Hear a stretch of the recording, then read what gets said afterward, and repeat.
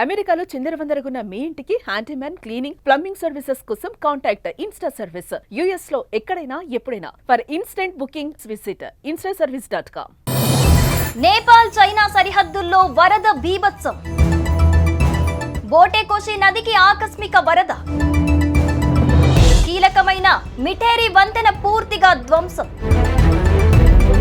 Dry పోర్టులోని 200 వాహనాలు ప్రవాహంలో గల్లంతు. 18 మంది నేపాల్ చైనా దేశస్థులు అదృశ్యం. వరద ప్రాంతంలో చిక్కుకుపోయిన 12 మంది పోలీసులు.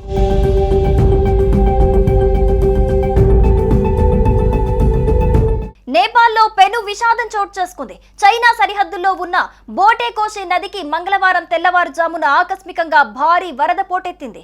ఈ జల ప్రళయం ధాటికి నేపాల్ చైనాలను కలిపే కీలకమైన మిఠేరి వంతెన కొట్టుకుపోవడంతో పాటు సమీపంలోని డ్రై పోర్టులో నిలిపి ఉంచిన వందలాది వాహనాలు నీటి ప్రవాహంలో గల్లంతయ్యాయి. ఈ దుర్ఘటనలో 18 మంది వరకు గల్లంతయ్యారు.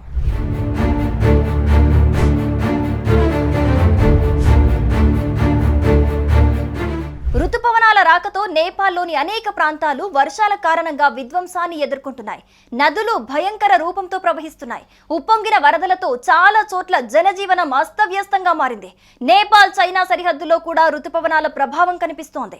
రుతుపవనాల కారణంగా కురుస్తున్న భారీ వర్షాలతో నేపాల్లో వరదలు బీభత్సం సృష్టించాయి.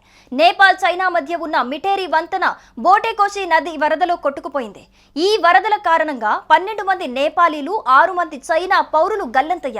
కాఠ్మాండు నుండి 120 కిలోమీటర్ల దూరంలో ఉన్న ఈ వంతెన కూలిపోవటంతో సరిహద్దులో ట్రాఫిక్ దెబ్బతింది. తప్పిపోయిన వారి కోసం ముమ్మర గాలింపు కొనసాగుతోంది.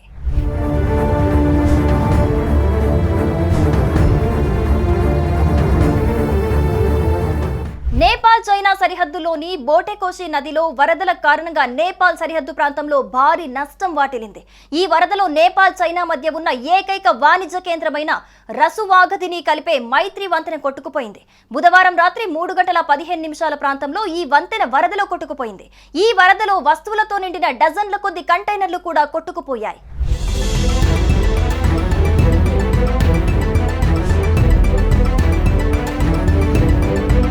ఆకస్మిక వరద ఉధృతికి చైనా నుండి నేపాల్ కు ఎగుమతి చేయబడిన వందలాది ఎలక్ట్రిక్ వాహనాలు నీటిలో కొట్టుకుపోయాయి.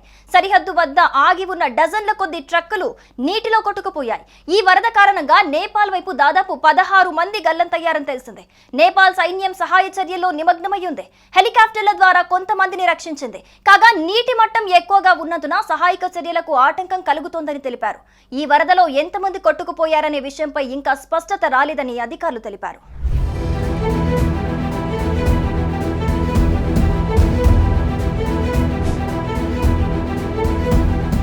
తెల్లవారుజామున వరద ఒక్కసారిగా ఈ ప్రాంతాన్ని ముంచెత్తడంతో పలు నివాసాలు నీట మునిగినట్లు అధికారులు పేర్కొన్నారు.